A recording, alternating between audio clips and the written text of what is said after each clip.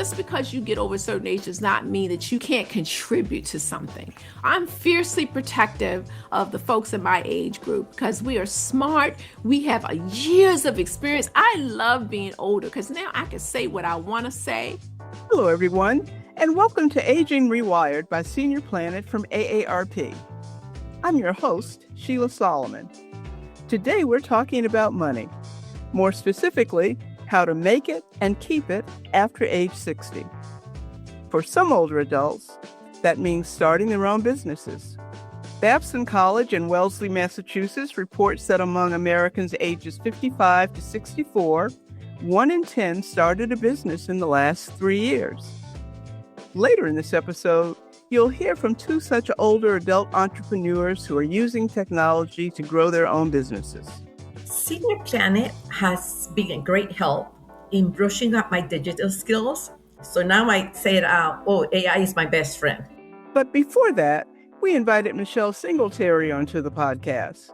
Michelle writes the nationally syndicated personal finance column, The Color of Money, for the Washington Post, and has authored 4 books on personal finance. We wanted to ask her how older adults can harness the power of technology to stay on top of their finances, whether they're retired or not. Here's Michelle. Michelle, I've read your columns, but confess my connection now to you is more through broadcasts with your TV appearances and your interviews on radio and the podcast. But regardless, I always come away thinking of you as one of the most down-to-earth people I've ever heard. Thank you. I try to be. So how did this down-to-earth person become a personal finance columnist? Really, I credit my grandmother, Big Mama, who raised me from the time I was 4. Went to go live with her with my siblings, so there was 5 of us. And she was just a master at managing her money. And even though she didn't make a lot of money, she was a nursing assistant at a hospital. My grandfather, he was a kind guy, but had some issues with alcoholism. And so his paycheck didn't always come home. And yet through all of that, my grandmother was able to manage her money in a way that was just an inspiration for me. I just sat underneath her tutelage and just picked up everything. She was frugal. She hated debt. She had a lot of skepticism about things that she passed on to me. I credit her for just setting the stage for, I didn't know it at the time, obviously, when I'm growing up and thinking, oh my gosh, this is really hard. But I was listening and learning the whole time. So did you study journalism or business or both? I've always been interested in journalism in some form or way. I actually started writing my first column in elementary school. My elementary school teacher wanted to start an in-classroom newsletter or newspaper. Because I was the kid, they sent down to the office to pick up stuff because he knew I was going to go and come right back. And so he said, well, you should do a column. It's just incredible to me that this happened so long ago. And he said, let's call it Dear Michelle. And that kind of started my path into journalism. And then when I got to high school, I was in a high school newspaper. And then the Baltimore Sun created a scholarship. They were trying to add diversity to their news staff. And so they started a minority journalism scholarship, and I was the first winner. And so they sent me to University of Maryland College Park, tuition, room and board. There was a stipend for books. And also, you got to work as an intern your entire time you were in college, a paid intern. And if you did well, there was a promise of a job at the end of this. And I did well, and they offered me both the Baltimore Sun, and at that time we had an evening paper, the Baltimore Evening Sun. They both offered me a job, and I took the job with the Baltimore Evening Sun because they paid me $1,000 more a year than the Baltimore Sun was willing to pay me. So even back then, I was smart. I was like, I'm going to take my money. And it was the same newsroom as far as I could see. So I went with the one that paid me the most money. Sounds as if you're going to be the perfect person for this conversation then. I think so. I hope so. So here at Aging Rewired, we really like to talk about aging and technology. And in this case, we'd like to know from you, what are some ways older adults can use technology to manage their finances and grow their wealth? I think we can use it in a lot of ways, and I'm actually counting myself in that age group. I know people think I look just 29, but I'm actually in my 60s. And so I'm in this age group, and I hate it when people say, well, older adults don't know how to use technology, which is just a bunch of crock. There are lots of people who are Luddites. As my husband says, I'm actually a Luddite, which means you don't like technology, new things. But what I found is that sometimes it's just getting over the hump of setting up the accounts and making sure that you do all the things that you can. So you can pay your bills online. You can check the status of your retirement account. Just get comfortable with it because it's literally at your fingertips. And I think it helps keep track of things. You can check things quickly. I have alerts on all of my accounts. So if any activity happens, I get dinged on my phone and it helps me keep track. In fact, it drives my husband a little crazy, I have to tell you. So he'll buy something at, like, say, the hardware store, and I'll, get a little ding and I go, so honey, what you pay $8 for? It's like, how did you know that? I literally just went through the cashier register. It's like, I'm keeping an eye, dude. I'm keeping an eye. But it also helps it, I've caught several times where scammers were trying to use my credit card, and I caught it early enough that the credit card company could shut it down. And so it's a form of protection to be able to do things electronically. And they don't need to be scared of it. I understand that they are, but it can be a great tool for you to keep track of, particularly all your money. What about a financial advisor? Should older adults have a financial advisor? I think it depends on the situation. If you don't have a lot of money in the market and say you just got a retirement plan, it's well diversified, you're okay with that, you got a pension, you may not need to hire someone. But I would say that everybody should hire one at least once, because my husband and I did that when we first started out. Because intuitively you're thinking, I need to pay somebody to help me make money. That doesn't seem right. But it's just like any other professional. We don't try to do our own root canals, right? When you have a health issue, you go to the doctor. So think of them as like your money doctor. And we go to the doctor, or we're supposed to go to the doctor for regular checkups. So if nothing else, you can use a financial professional for a financial checkup. The plan she gave us, I think that thing could have killed a dog. It was so thick. But we followed every recommendation. And we have financial security because of that. And since that time, we've had other planners who we do regular checkups. Just, hey, look at this. How are we doing? Are we on track? Do we need to save some more? And one time a planner was like, you guys are probably over-saving in retirement. You could pull back a little bit so you can take more vacations and things like that. And so I think in that case, that if you're completely clueless, you're like, I can't with this stuff. That's a good time to have a planner so they can help walk you through. Now, just be very careful about who you choose. In many cases, they ought to be a fiduciary. That's someone who recommends things that is based on your best interest and heart. And so there's just little things like that. And like I said, I think a financial planner is like that checkup that you get for your health. So how might they find this fiduciary? There's actually two sites that I send people to, bankrate.com and Investopedia. If you go and search how to find a financial planner, they have just a walk you through step by step on the organizations that you can contact. One way is to ask people who you know, who do they work with, get some recommendations, make sure that you interview at least 2 or 3 people. And here's the key for me. If you sit down and they just got a cookie cutter plan and they're like, you ought to do this, this, and this, and they haven't really listened to you, they haven't taken information to sort of see where you are, that's not the person for you, because they have a plan for you and they just sell it to everybody. You don't want to be sold during these meetings. You want someone who's going to listen to you and develop a plan. So those 2 sites are a good place to start. I don't want to rattle off organizations because people listen and be like, oh, I don't know about that.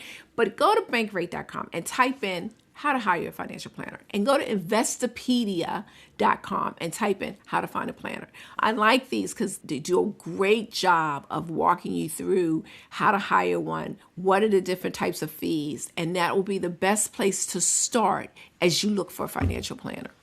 That all sounds great, but it's 2026 and we have this AI thing all over the place these days.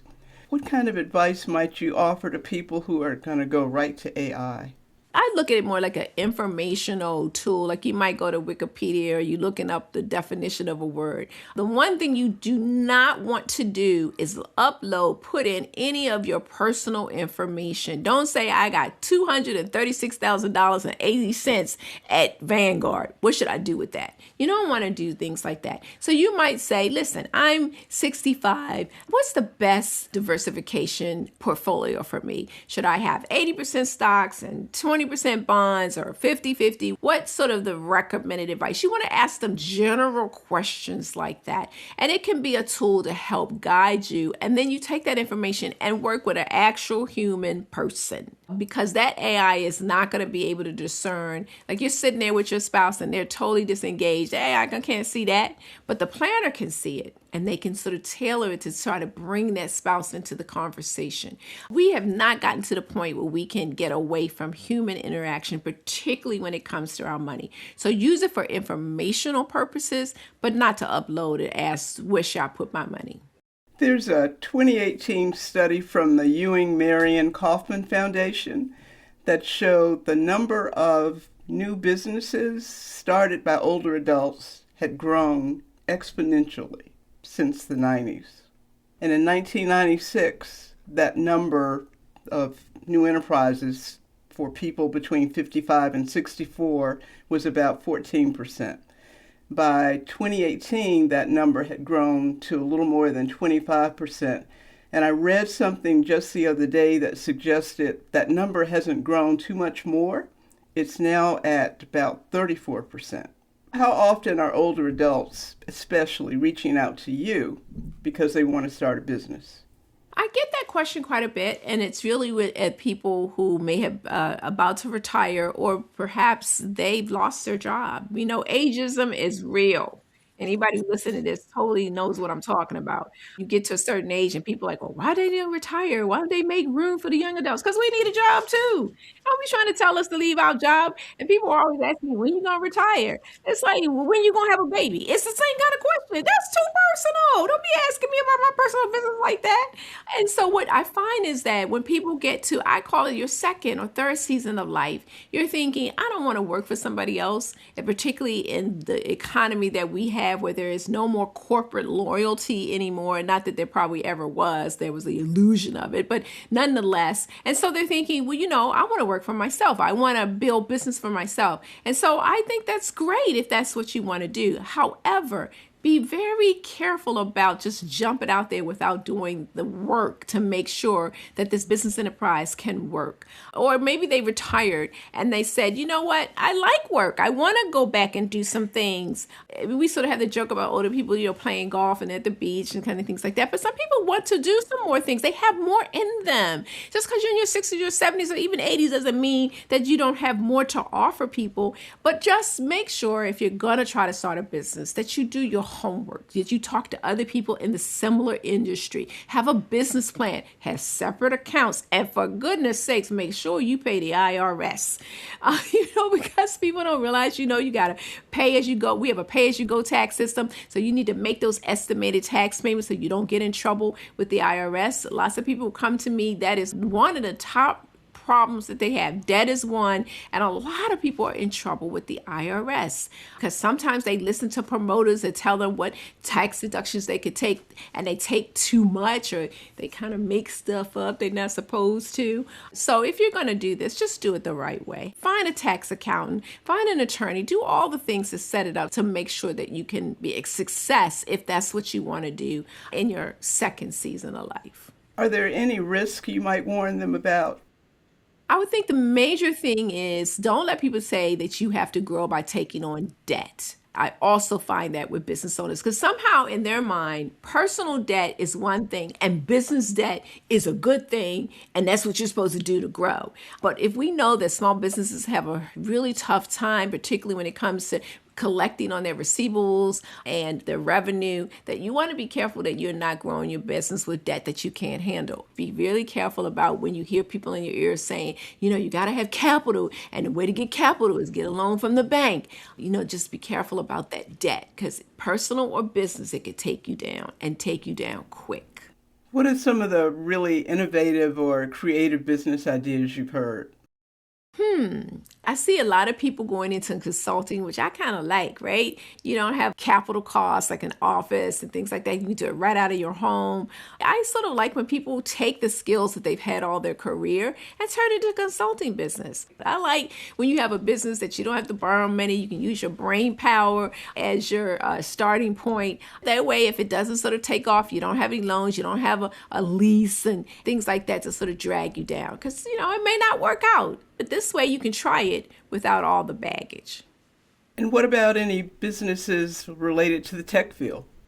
I haven't heard a lot about that. I think people are trying to see how they can leverage AI, which can be a useful tool. But as you know, there's lots of controversy around that, the accuracy of it, how much power they use. I mean, if you have figured out a way to use the tech to help grow, I say go for it. Just recognize that it's new and it may be here and it may not be in the future the way we think. Michelle, if there was any one thing that you could tell the world about finances after the age of 60, what would it be? Let's see. There's so much. I would just say that we spent a lot of our early years, our 20s, our 30s, and 40s and 50s, building our career, trying to make more income to have a stabilization for our family. And then we get sort of towards retirement, and it's almost like a little bit of an afterthought. You have to retire, you have to save. But in terms of actually having a game plan, I found a lot of people don't have a game plan. They say, I want to retire at 62. And I say, okay, can you afford to retire at 62? And the answer comes back, I want to retire at 62. And I said, well, can you afford to? Have you looked at how much you're going to get from Social Security? If you have a pension, what's that like? Do you take the annuity? Or if there's a cash out offer, do you take that? What is your budget going to look like? Do you want to move? Do you want to stay? Do you want to downsize? Are you going to drag a mortgage into retirement? That's one of the biggest things. Increasingly, we know that more and more seniors take a mortgage into their retirement because they've been told, well, that's good debt. Oh, you get the tax deduction, the home and interest deduction. When in fact, most people who file their taxes take the standard deduction. They don't even actually benefit from the interest deduction for their home. And so think about that. If you drag a mortgage into your retirement, mortgages is about maybe 30, 40, in some areas, 50% of your budget. If you don't have that, you can live more in your retirement. That's assuming that you have a mortgage. If you have to rent, you have to rent. But if you're renting, I have no problem with that either. You just got to account for it. So as you're heading towards that 16, you're thinking about retiring or when that might be, just make sure you have a game plan. If you're going to stop working, how are you going to live off your fixed income? And here's another thing. There are a lot of people listening who've done well for themselves, and they actually don't necessarily have to worry about money, at least until we get to long-term care, which is a whole nother issue. And then they don't want to spend the money. And I would raise my hand because that's me. I spent my lifetime being a saver. I don't know how to be a responsible spender in the sense of I've saved for it. I should spend it. Now my he's there. He retired a couple years ago, and he's like, "Leah, baby, let's spend this money. We spent all these decades saving." I'm like, no. And he says, well, look, if we don't spend it, our kids sure will. And so when he said that, I was like, okay, well, wait a minute. I love my kids, but I don't want them to have more fun with my money than I do. And so I'm getting there. I'm not there yet. I'll be honest. I'm not there yet, but I'm getting there. And I want to free people up. Or maybe you're in a situation when you're married and your spouse is like, please, can we spend some of this money? And you're like, no. I want you to let go some of that fear. You did work hard for this. It's okay. If you have a plan, it's okay to take that cruise. It's okay to take that vacation. It's okay to play golf. It's okay to do the things that you saved for. Because there may be a period where, you get to the point where you can't go. You can't do. You need long-term care. You got money to take care of you, but you spent, maybe 2 decades so scared that you didn't live your life. And so I would say live your life if you've got the money for it. If you spend all that time saving it, you're responsible enough to spend it in a way that you're not going to spend it down. What did you decide about long-term insurance? We didn't get it. It was so expensive. And we decided we've done well for ourselves. So we self-insured because the policies have changed. We didn't have the opportunity to get a policy when you paid for it and they paid for your care until you pass away. Those policies have gone. And so now the policies are 5 years or usually like $250,000 or something to that extent. And so we decided that we'll just save our money and we will still have that money to pay for long-term care. And then if we don't need it, that money is there. But if you don't have it like that, then I think for many people, it makes sense. You can get a hybrid kind of policy. Maybe you can't afford this Cadillac long term, but you get a policy that will bridge the gap between your savings and what you need for your long term care. And also, part of your long term care, it's not just the insurance. Who's going to take care of you? One of the things we often don't talk about is the caregivers.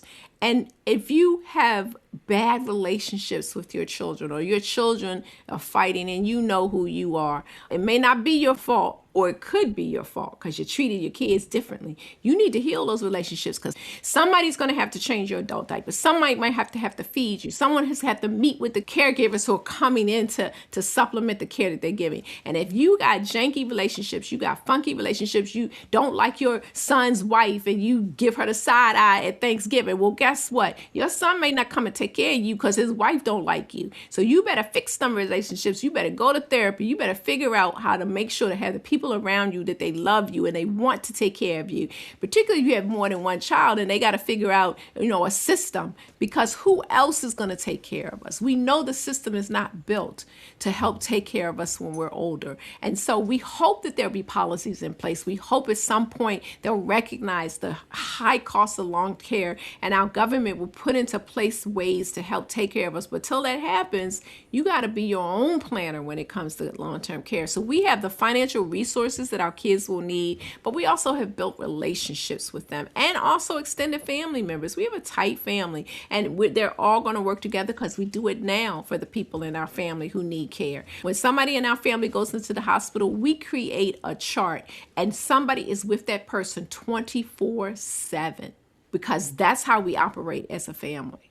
Anything else I should have asked that you'd like to tell us about? I guess the only other thing I would say is there are so many stereotypes when it comes to older adults, and it just makes me so mad. Like, we're feeble, especially when it comes to like scams, like, they're not in their right minds or they're lonely. And that is the case for some, but not all. You are never too clever to be conned, too young or too old. And so I would just say, take ownership of your age. Like, we are not throwaway people after we get to a certain age. And stop asking me when I'm going to retire. I'm going to retire when I want to retire. Stop asking me, oh, do you need some help with your computer? And if you are scared of it, that's okay. Because guess what? Some young people don't know how to use it either. Or they don't use it right. Or they use it too much. And so I would just say that just because you get over a certain age does not mean that you can't contribute to something. I'm fiercely protective of the folks in my age group because we are smart. We have years of experience. I love being older because now I can say what I want to say. I don't have to take no mess from nobody. Have you thought about writing a book about this particular topic? I don't know. I've got 4 books and they were hard, so I don't know. But, maybe. I think it would be a good idea, a really good idea. Especially now. Well, Michelle, this has been wonderful. Just what I thought. Maybe even better, actually. Thank you. Appreciate that. Thanks, Michelle. You can read Michelle's personal finance column, The Color of Money, every Wednesday and Sunday in the Washington Post. And to find more of her work, follow her on Instagram at SingleTerryM. Like Michelle, a lot of people older than 55 have no interest in retiring or still need to work due to financial constraints. In fact, roughly 37% of Americans older than 55 still work.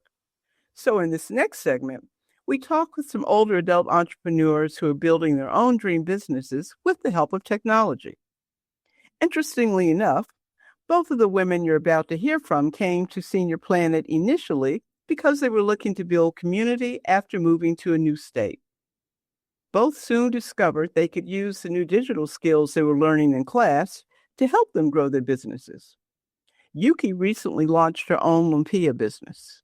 I'm 63 and I live in San Antonio, but prior to that, I lived in San Diego for 50 years.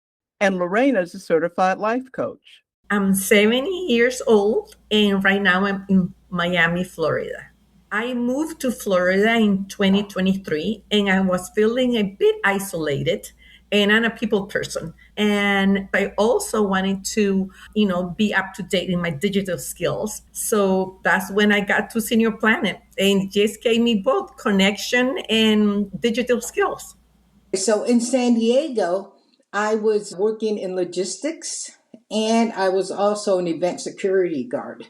When I first arrived here, it was really hard because I really didn't know anybody. I left San Diego because I could no longer afford to be there, pretty much. And so I moved in with my son. I was just going through a lot of, something kind of like a depression, having to leave the city, my parents passing away, me being there by myself. So while I was here with my son, right, I reached out to a therapist. They were the ones that said, hey, you need to be around people of your age and join a senior club. And I'm just like, huh? And so I did my research and I found this place online. And so I started out first just meeting people, playing cards, playing games. Then I was doing, physical activities, working out, taking Zumba classes and doing all that, and looking for work at the same time. And then I happened to walk by and there was a computer lab in there. And so I thought, oh, well, this is interesting. Let me just pop in there. I'm a life coach. It's my passion. I became involved in the importance of emotional education, emotional regulation when I became an empty nester in my 50s. I switched career. My first career, it was interior designing. For me, it's just been perfect. It's my passion. I always love to support people. I love to empower people. And I always did it with adults, but not necessarily seniors. So, but here, when I went through Senior Planet, it opened that niche that for me was completely new. So lumpia is a dish. It's originated from the Philippines, okay? Very similar to egg rolls. I made my lumpia into a business in December. It got started by just, making it because I enjoyed making it and people love to eat it. It was that simple. Yeah, and I had been doing it for years, but I never thought about turning it into a business. And then my son is the one that said, Mom, let's make it fun and let's turn this into a business. During that time, that was when I had arrived to San Antonio and started taking this class. My instructor, she was talking to me about AI, how we could be creative and use it as a marketing tool. And that's what, really opened up my eyes going, oh, hey. Senior Planet has been a great help in brushing up my digital skills. It took away the fear that I had of using AI, which for me has been instrumental because it gave me a structure, like when I was planning a discussion group or planning a presentation. So now I said, oh, AI is my best friend. I also took the Canvas class and I do the flyers. It makes things so much easier. I don't think I'll be here without Senior Planet. Just tell you the truth. Everything that I do is on my time, and I like that. I love the fact that I can control my business. I also like the idea that I can be creative and change my recipes around, because in my lumpia, if people don't like pork, I can put chicken, I can use shrimp, you know what I mean? I can be creative and then put it out there. Whatever it is that makes them happy, makes me happy. I never did it to make money. That was the whole thing. I did it because people enjoyed it. And even still, what I make, I put it right back into the business. But the class, the Senior Planet, to me, it kind of put me in a whole nother level, learning, being creative, not realizing how much technology has really changed. And not only that, but inspired me to just grow. This is a time that is true that we need financial independence or financial security is the word. But also for me, the most important thing is to have a purpose in your life. And some people just feel like, oh, I'm done. I'm retired and I'm done. But There's so much we can do. I mean, this world needs us. They just don't know. You know what I mean? That's why they don't know that you can do all this stuff.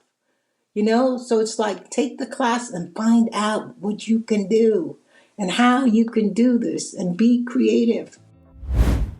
Thanks, Lorena and Yuki, for sharing your stories with us. To learn how Senior Planet can help you stay on top of your finances, visit seniorplanet.org/finance or call our toll-free hotline at 888-713-3495. This is our final episode of Season 3 of Aging Rewired. We hope you've enjoyed listening to these episodes as much as we've enjoyed putting them together. If you have any feedback about the season or any ideas on what you'd like to hear about next season, please email us at agingrewired@oats.org or leave a comment if you're listening on Spotify. Until next time, I'm Sheila Solomon, and this is Aging Rewired.